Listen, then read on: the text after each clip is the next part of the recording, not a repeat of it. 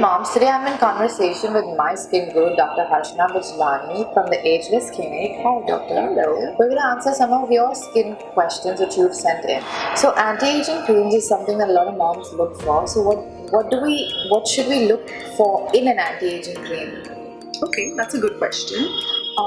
So what I'm going to do is I'm going to talk about what ingredients you should look for at the back of it. Of course, there'll be tons of ingredients, but just make sure these ingredients are part of it.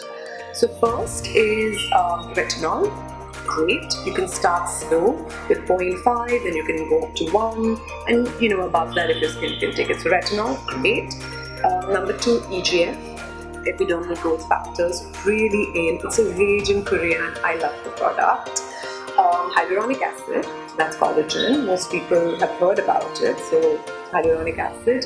And my last one, which is amazing, is something called marine jewel. It's got salmon DNA, it's got oysters, pearls, and all these algae extracts, which are amazing and just make your skin really hydrated and supple. Tell me about some holy grail products for glow, skin glow. Of course, the eternal glow that everyone wants looking for. So my holy grail products, again, you want to know brands, or let's talk about ingredients because then people can look for whatever brands are available. Everyone has their different budgets and correct. Yeah. So the ingredients for glow is glycolic acid or some sort of an acid. So you can have glycolic, you can have lactic, so acids, great. Another thing that I would want to touch upon is vitamin C and ferulic acid, again great antioxidants. Idibinol, again Korean because I'm so into Korean skincare, is 4 times more powerful than vitamin C. Oh, really? So again another ingredient you can look for in your serum or in your cream.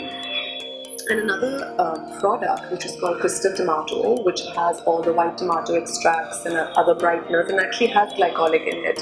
So it's a great product that you can look for. So we look at for all these ingredients before we pick up our product. Yeah. Okay. Yeah. Cool. And sunscreens, that's one of the biggest topics. Like everybody is like sunscreen. What should they look for in a sunscreen? What type of ingredients, or are there any brands which are supposed to be the best to protect your skin from these harsh UV rays? Okay. So speaking about sunscreens, what I want to touch upon before talking about ingredients is that a lot of my patients come to me and say, Doc, I have a sunscreen at home, but I use it when I go on a beach holiday. So that's what a lot of us are guilty of doing. We have the sunscreen, we all know about sunscreen, but for us sunscreen equals when I go out on holiday. Correct. So let's first talk about how we should use sunscreen every day, because we live in a tropical country.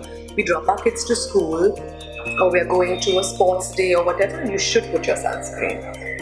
Now with regards to ingredients that you look for sunscreen, I think essentially there are 2 types. One is physical and one is chemical. Okay. Physical is the one that looks a little whitey, but that works instantly. So let's say you run out of the house, forgotten to put your sunscreen, keep some in your purse, just dab it on and you're protected from the sun. So I love that because a lot of times I don't remember to wait for half an hour, every 2 hours wait for half an hour. We're not going to do that. So great sunscreen.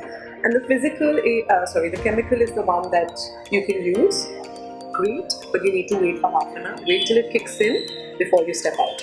So it's a question I want to ask is it okay to put sunscreen under your makeup and straight away put your makeup on top and leave the house, or do you have to wait? Absolutely fine. Yeah? So you can put your, so it's good you're asking me this because we can do our cleansing, our toning, our moisturizing, our sunscreen, and makeup would be the last thing on the sunscreen. But let's say you're out all day. Your sunscreen lasts only for 2 to 3 hours. Yeah. So after 3 hours, what are you going to do? You can't put it over your makeup. Correct. So that's when makeup setting sprays which have sunscreen in it set in. And my favorite brand is Coola. It has this sunscreen spray. You keep it in your purse every 2-3 hours when you're out. Just spray it on. I need to get one of those. Okay, so what should we do for like active acne?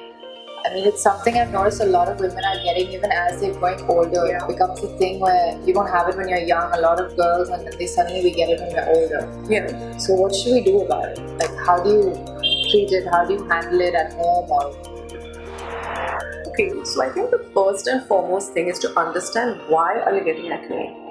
We're not teenagers. So if you're not a teenager and you're way into your 20s and of course 30s and 40s, you need to ask yourself, why am I getting this acne?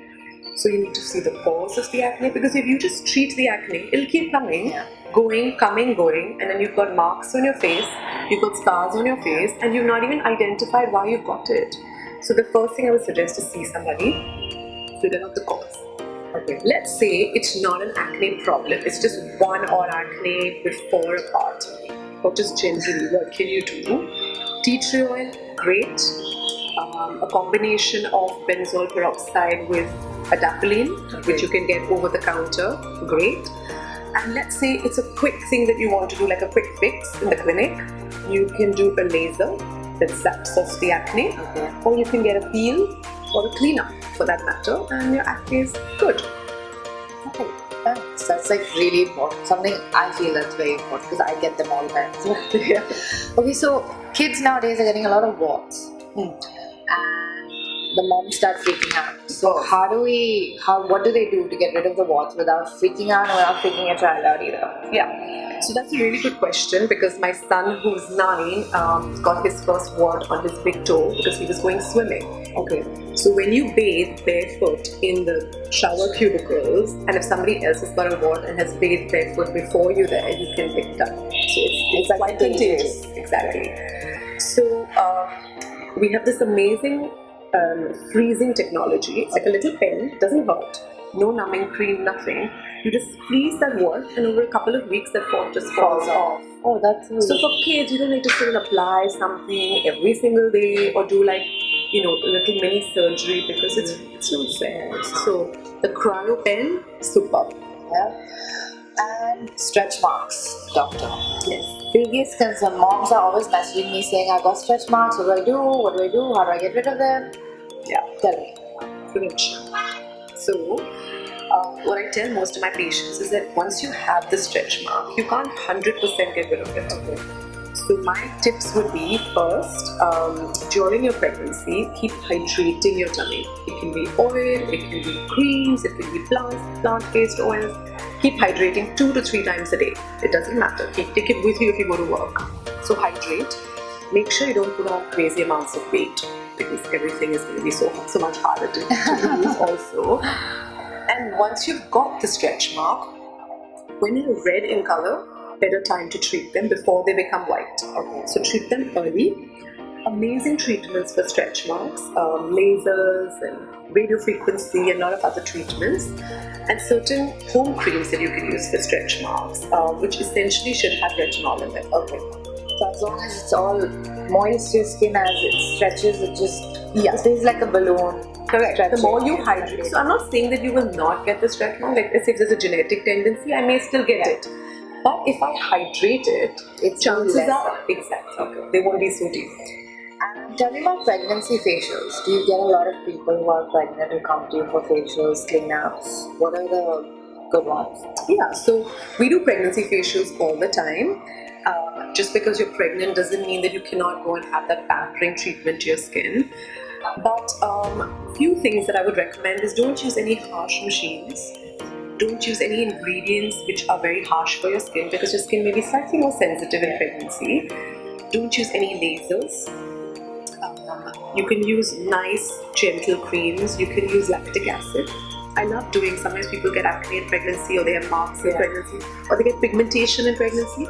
You can do a really nice lactic acid peel. It's a milk peel, very natural, very safe, and you can do it once a month.